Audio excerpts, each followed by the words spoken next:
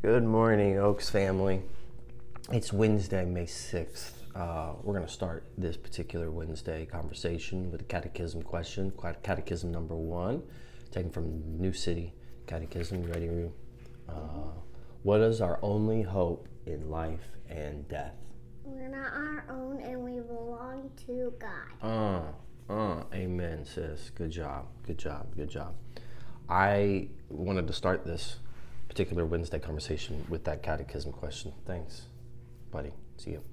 I'm not trying to offer us some just biblical platitude, some abstract truth. It actually has enormous implications. I'm trying to just give us a hope that's grounded in a reality, remind us of a hope that's grounded in this reality that we're not in charge.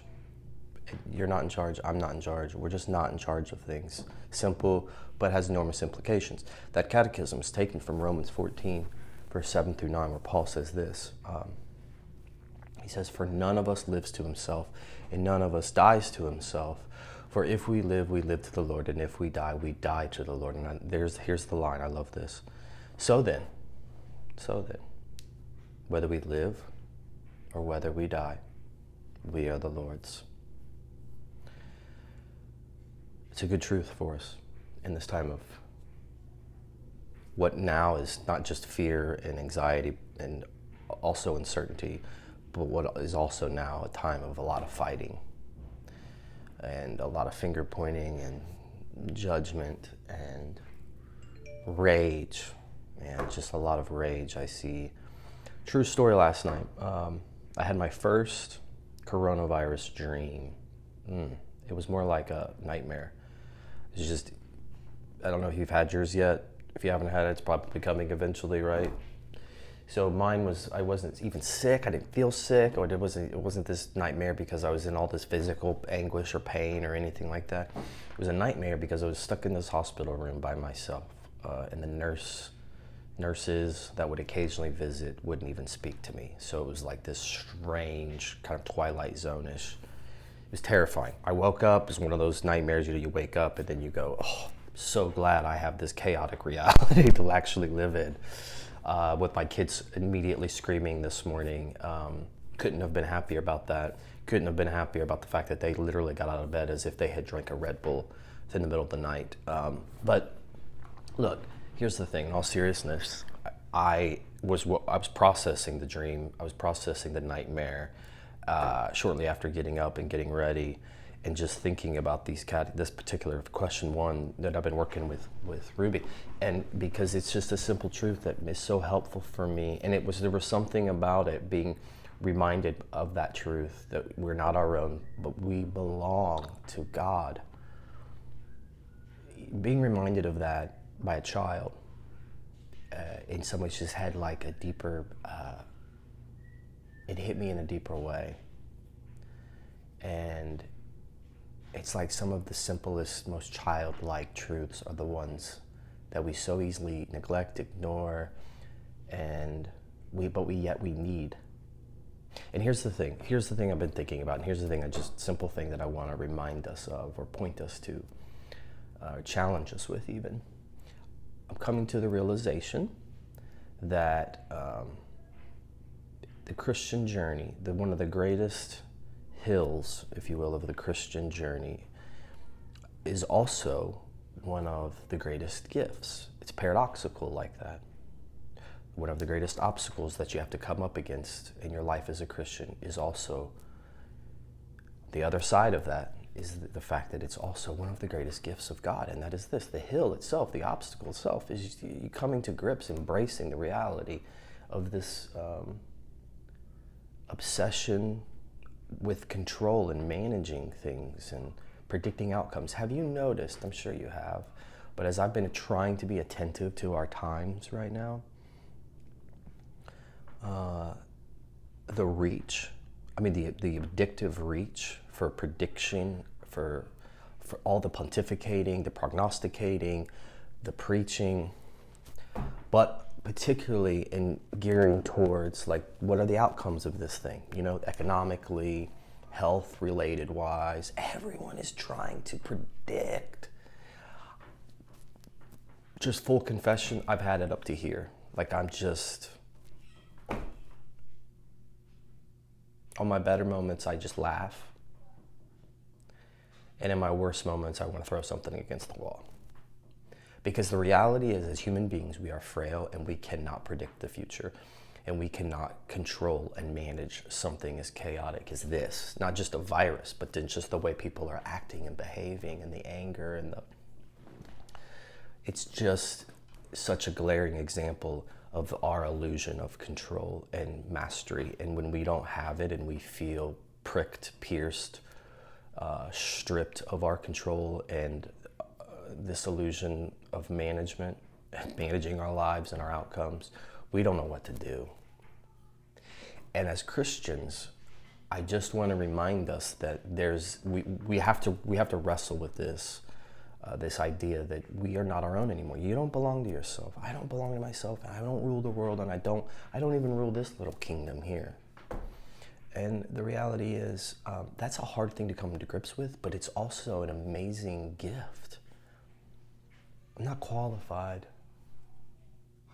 to predict, and I'm not qualified to prognosticate. I'm not qualified to manage the outcomes of this world.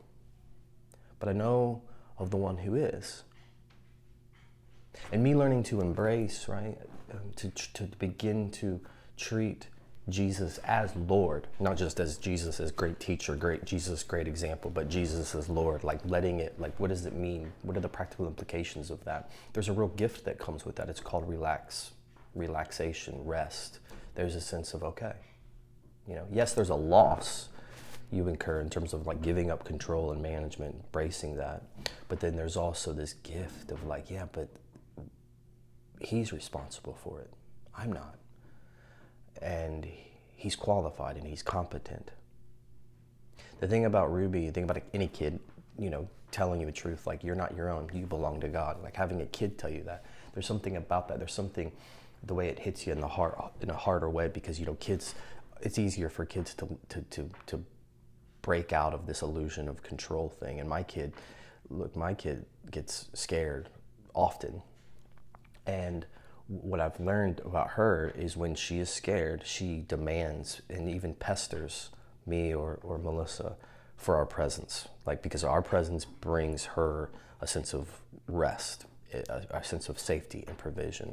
And what I've been thinking about and was thinking about this morning as I was thinking about this truth of what Paul is getting at and what this catechism is getting at.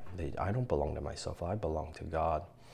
And being reminded that, yeah, if I belong to him, he's managing things. And in a time that's completely out of control, it feels out of control, what a good reminder it is. And what does it look like for me in a childlike way to demand and pester God with his presence? Like, I need your presence. Because it's in your presence I feel safe. It's in your presence I feel provided for. It's in your presence I can relax. I know that I hate, you hate, we all hate when anyone comes to us in a state of worry or anxiety and someone says, hey man, just stop worrying so much, relax. I know you hate that and I hate that too, and rightfully so, it's annoying. That being said, I think that there is a healthy side to, as brothers and sisters in Christ, to challenge each other with like, hey, I'm not trying to say that, but I am trying to say, in your worry and in your anxiety, in your anger even, are you pestering God for his presence? Like, are you demanding it? Like, God, I want to be in your presence. I want to feel your presence. And what does it look like for you to do that, to practice that, for that not to just be an abstract thing, but actually begin to play out in your life? And so here would be my question for all of us. What does it look like for you to demand and nag even, to have a nagging, pestering pursuit of God for his presence? What does it look like? More prayer, like rhythms during your day of prayer, like moments of you're going to pray in transition from this thing to this thing? Or does it look like walks for you, like quiet walks? Does it mean singing songs? What does it mean? What does it look like for you? And I would challenge you, and this is what I would love. I would love for some of us to take that challenge up and to pursue it for a day, 2, 3 days, a week, and say, hey, how much? Like, what would it look like to challenge ourselves with it? How much can I demand and be aggressively running after God's presence? And then I would love to hear your experiences with it. Like, what is it? What did it look like or feel like? What did you learn? What did you notice? Yeah, that would be interesting to hear. And I would challenge us all to do that. You're not your own. In Christ Jesus, you are not your own. You belong to God. This is your greatest hope in life and in death. And that's a gift. Simple to say, very hard to practice, but it's worth us practicing. Peace be with you.